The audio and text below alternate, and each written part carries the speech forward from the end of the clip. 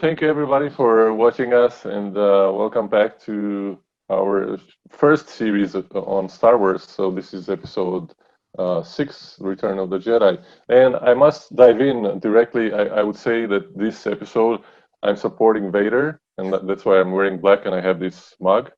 So, Yes. and I because at the end it turns well, so that's why. Right. But I'm not going to dive into that right now.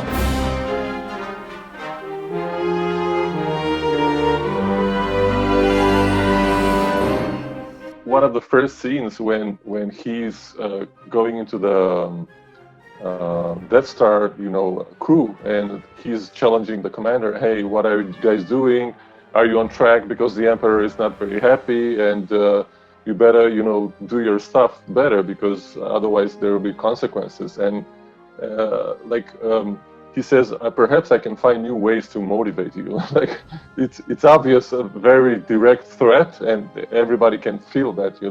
And the guy says, but I don't have enough men, so he's somehow is like I would say a traditional discussion between a leader and his team that and the team leader says, hey, we don't have enough resources, right? But the bad leader in this case says, well, I can find new ways, like kill you if you don't do it. Yeah. And then said, oh yeah, it's okay, we will double our efforts. So the guy, when he feels the threat directly, he's stepping up and says, well, okay, no, I will do it. So Yeah. There's no you other find this option. again, the same manifestation of the tyrannical leadership, and also you can see it in the next scenes when Luke and his crew are trying to rescue Han Solo. But I'll not get into that. What do you think about the first scene? Yeah, I agree. I mean, that was something that again just went along in the line of how the fear-driven leadership that was going on, and then he went on to share the Emperor is most displeased, and he's not as forgiving as me, which was kind of interesting. It's that first comparison, really, of someone more ruthless and scarier than Vader, which we see that comparison kind of play out at the end of the film, like kind of what you were talking about, right? Where people can change, and I'm sure that's a whole nother discussion. But yeah, it was that just another instance of fear-driven leadership. But you see Vader being scary, but there's somebody even scarier, and where is that coming from? And that kind of top driven fear-based leadership that's happening there. Yeah, and I agree. I mean, obviously the comment that we don't have enough resources, and then just having to come to the conclusion of, well, we'll double our efforts and we'll make it happen, which is unfortunate that people, if they ever have to live in that kind of leadership world. Yeah. Yeah. And then it goes to the scene where I was saying Luke and the crew is Mm-hmm. going to save Han Solo, and Yes. also I want to touch upon this because they know that they're going into a very dangerous mission, right? And Jabba the Hutt was known that he's also like a tyrannical and bad kind of leader and bad character, right? Villain as well. So, but nevertheless, they go there and they risk their lives to rescue Han Solo. So I like the negotiation between Luke and Jabba the Hutt. Like it's very interesting to follow.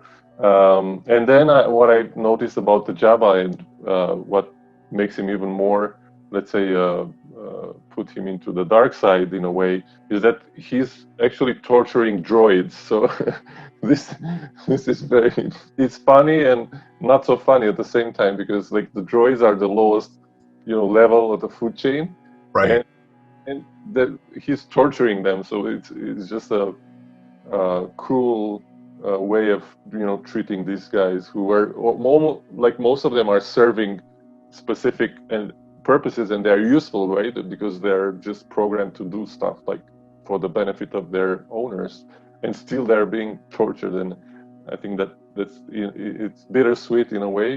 Yeah.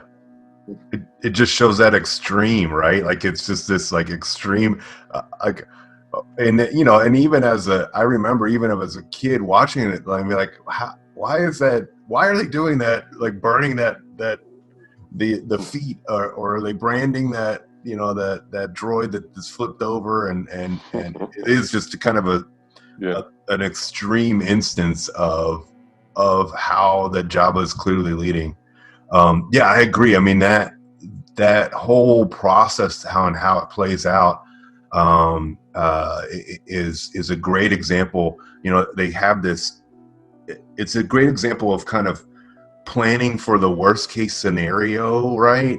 You know, there's this plan to rescue Han, and it's clear that the rebels are kind of have this process. They're putting all these things into place, right? And you see these little instances where, you know, that all these different, Lando happens to be there, and then Leia comes, and all these, you know, all these people keep coming, and they put everything into place. Turns out that R2D2 has the lightsaber, you know, already implanted in him, and so there's this plan for the rescue to make it successful. But at the same time, Luke makes every effort to have kind of a peaceful resolution. You know, he uses praise. You know, even says, "Oh, you know, oh, wise and powerful Jabba," you know, and that kind of those praise statements to really kind of make a plea to Jabba to consider, just let's be peaceful. It doesn't turn out that way, but you know that it's an interesting comparison to, like, if the Empire was rescuing someone, there wouldn't be a plan other than just go and attack and destroy and kill and that kind of thing. So it's interesting, the rebel approach of putting all these kind of pieces and having a clear plan, trying again for peace, but if it doesn't work out, they have this other plan in place. So yeah. Which is so important in leadership in general. You got to have a plan when you're going into attack with any kind of project or anything you're doing. But also, to your point, it's good to have options, like Yes. different approaches, because you will never know exactly what's going to happen. And this is a very good point. Yeah. Because as a leader, you need to be prepared to make very fast decisions, right? And Yes. and if you have a plan, right, if everything goes according to plan, then it's okay. But if not, you cannot be just stuck. You need to make decisions. And you know, Ian, as they say, any decision is better than no decision. So this is very important for leadership, right? Absolutely. Yeah. You should always have a backup plan. Certainly if you're going into some place that is pretty suspect and suspicious, like Jabba's palace. So yeah. Then I don't know if you have anything before that, but I'm going forward to the discussion between the Emperor and Vader, and I just want to touch upon it when the Emperor shows, like, the ultimate arrogance, let's say, and cockiness, when he says everything is proceeding as I have foreseen. And this is recurring at some point. He's going to say that again, maybe even twice or three times, right. Just to see that after all, everything is not going to happen as he has foreseen. But this initial declaration, you know, you can see like the ultimate level of arrogance and cockiness and, you know, egotistical kind of approach. And then immediately after, you see the scene with the Yoda and Luke, when you know, Yoda says, "I am strong, but I'm not that strong, so that I won't die." And it's very interesting because they're almost one after the other, and you can see the big contrast, you know, between like a dark side leader and Yoda, who we can say is the master of all you know, Jedis and the ultimate powerful guy. And he said, I'm strong, but I'm not that strong. You know, like, it's very interesting to see this. Yeah, absolutely. I agree 100%. I mean, you see that vulnerability with Yoda, which is what you want in a leader and somebody who's realistic. The whole saga, every movie, it's just amazing how they just put those contrasts right one after another, and you just see it back and forth in it. And once you start to really pay attention, it's just so clear the difference is there, and it makes it even stronger a message. Speaking about Yoda, what really resonated with me was Yoda says you already have what you need. So there's that kind of that leadership that he's providing, that development that he's providing to Luke, and he's already kind of, telling him now that you have what you need. There's no more training. Now you must confront these challenges to really grow and develop. Yoda doesn't do the work for him, right? Like Yoda never really gets involved, even though we see in the prequels that Yoda obviously has skill, like, in the prequels where he's jumping and spinning around and stuff, but he doesn't get involved in that level. He's literally just kind of coaching and guiding. Luke has to develop by doing the work, right? So it's that kind of ultimate delegation of saving the galaxy. I mean, what more delegation can you get than, like, this is on you, Luke, to save the galaxy. So and then there's that next instance right afterwards where you see, Luke is now he's kind of talking to himself about facing this challenge alone and feeling alone. And then right in, which is another great example of leadership, is then Obi-Wan shows up and he's being kind of coached by Obi-Wan's ghost, and I will say too, I think it's important, a lesson for leaders. Oftentimes as a leader, you are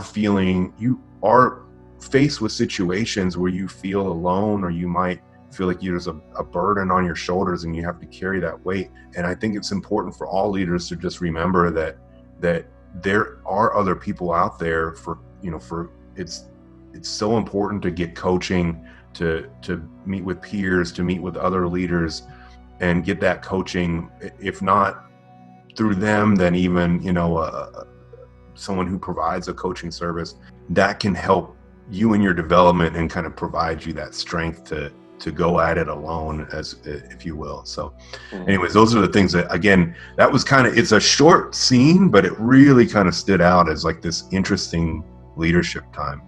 Yeah, it's packed indeed with strong messages, and it's funny you touched upon the coaching kind of and mentoring at the same time, because I have a note here on Obi-Wan when he says when he had the discussion with Luke about Vader and about whether he's good or bad, or whether he still has some good in it, and I think it's so.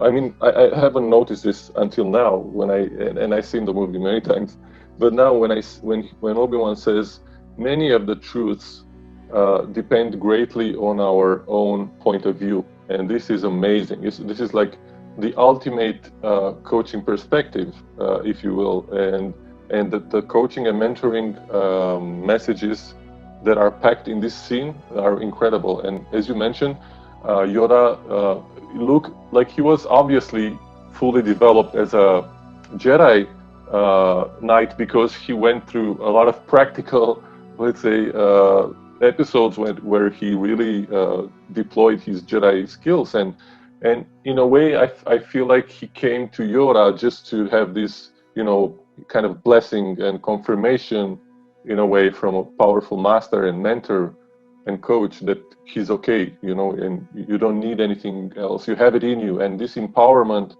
that both Yoda and Obi-Wan gives Luke, I think it gives me like, goosebumps. It's very powerful indeed. Absolutely. Yeah. I mean, it's so important. I think we all need that affirmation. And it's just that for anyone who's transcended or moved into a leadership role, you find out there's not. Now, obviously, he's mastered the Force, and there's a whole other aspect to that. But it's not like you're given some golden key to some unlocked information. It's all within you, and sometimes you just need others to kind of, especially other great leaders, to kind of affirm, you have this, and you're a leader. You're good. When they're being captured by the Ewoks, in a sense. And clearly, they could take out the Ewoks and win that fight pretty easily, probably. but Luke says to put down your arms and to not fight the Ewoks who are capturing them. And we find out later they're gonna eat them, right? I mean, like all the things that what kind of end would you want for our heroes?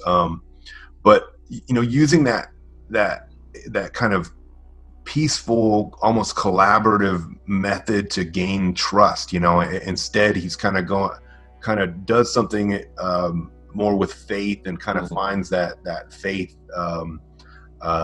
way in to kind of build that trust or build that connection, and really create this meaningful partnership that we see that ultimately helps them win at the end to fight this greater evil, or this greater challenge that they both now have this kind of reason to partner with. So that's really what kind of stood out to me in that whole scene. Of course, the speeder bikes are fun and all that stuff too, which is awesome.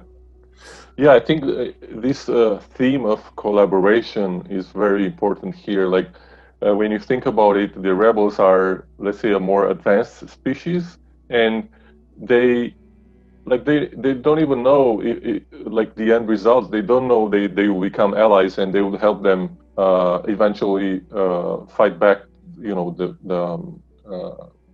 the stormtroopers. But at the beginning, like first of all, Leia establishes this very kind and warm relationship with them, which also is a very important leadership feature, to be able to connect easily with, it doesn't matter what species, color or sex or race or whatever. And this is, I think it's a very obvious manifestation. And also after that, as you mentioned, they become bonded. And this is like a collaboration, and interdependencies are the pillars of any kind of teamwork, and they become a team. They become a very diverse team, even though one of them, like obviously the Ewoks were like very limited in terms of technology, or they had like thousands of years probably ahead, or many more, to get to that level. But they became integrated, and they worked together to overcome the stormtroopers and to conquer the base. And yeah, it's very interesting. Yeah, I mean, again, the rebels could have just fought their way out of that situation with the Ewoks, but if they had, then things wouldn't have worked out the way because they needed those Ewoks as allies. And it's so interesting that clearly the Empire and the stormtroopers and all of that had been on Endor for a little while now, right? So they had been interacting with the locals, the Ewoks and whatnot, and clearly they didn't establish any relationship with them, or if it was a negative relationship, and the Ewoks saw them as a threat. So yeah, it's just a perfect example of the importance of building allies and collaboration, and looking for those opportunities to again build those partnerships that are clearly so meaningful in this story.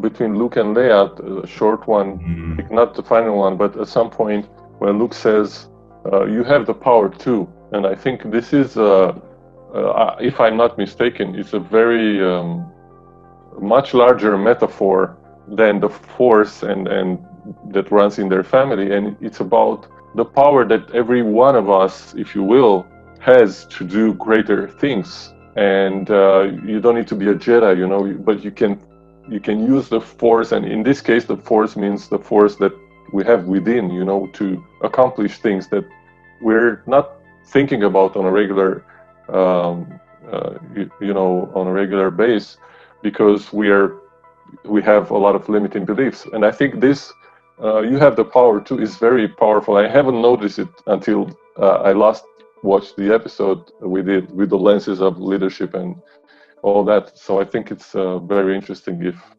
you look at it this way. Yeah, I saw that too, picked up on that. And I think it was just a cool little point of like, even though she already was obviously a princess and a leader, but she just had even this higher power of leadership that she could demonstrate if she just taps into it. So awesome stuff. The other thing that we kind of touched on in the beginning was Vader and the Emperor, and that whole kind of shenanigans that goes down at the end. Yeah. But it leads to this really exciting kind of change. You see this difference in Vader and the Emperor, where and you kind of see where Vader's leadership comes from, right? Like this is clearly this person who has mentored and guided Vader to this direction, and so you could see how it's interesting, almost like how a misguided leader can end up at the wrong place, and it's just through poor leadership training, poor mentoring that has brought him there. And then obviously, the Emperor kind of embodies this like the true evil kind of sense. But the fact that Vader changes at the very end to the side of good, does the right thing, is just outstanding. So I guess that's the message I got, was it's never too late to kind of do the right thing and learn and grow and develop as a leader. And so if any leaders that are out there that are watching this, that feel like they maybe getting negative feedback, or maybe their staff are not as happy, can always go over to the light side. It's just through training and coaching and all of that. So. Yeah, that's a very good point. So all the Vader type leaders, there's some hope for you as well. Sorry, y'all. That sounds terrible. No, but it's right. I think you got a very valid point here, because if you look at it and if you consider all the other dialogues, as I mentioned, the one from Obi-Wan, everything can be looked at from a different perspective. Someone can see this is good, some other one can see this is bad. So yes, Vader is both, and at the end we can see that. At the end we can see this major transformation and reversing towards the light side. So there you go. You have an initial dark leader and villain that goes back to the light side. And I think the medium for this and to do that is the love, and it's the love for between the son and his father. And I think this is also like the final nugget that you can take.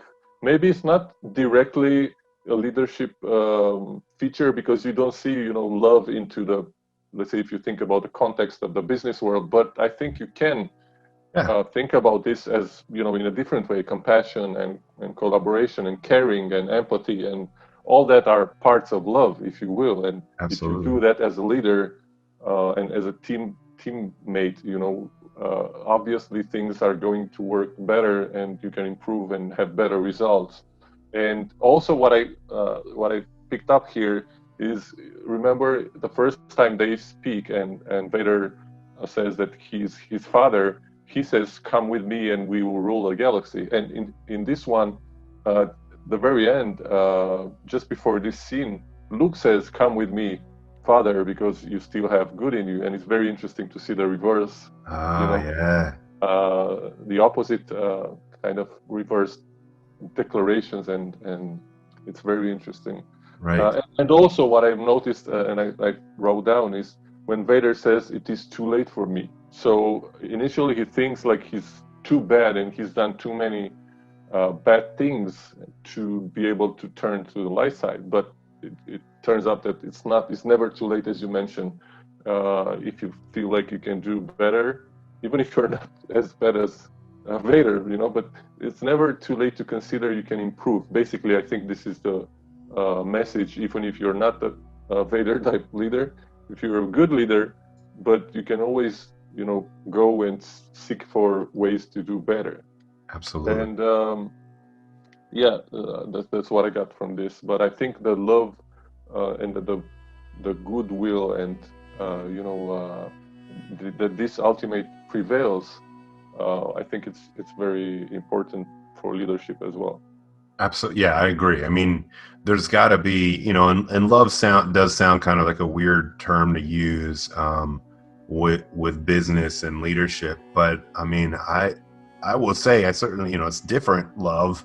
But, and all the people I've supported throughout my career, I've had a love for them and you have to kind of have that if you want them to develop. So yeah, I agree completely. And also, if you look at it from a constellation, I would say, perspective, if you will, systemic constellation, the leader is somehow as the father figure or the mother figure, depending on the sex, for a team.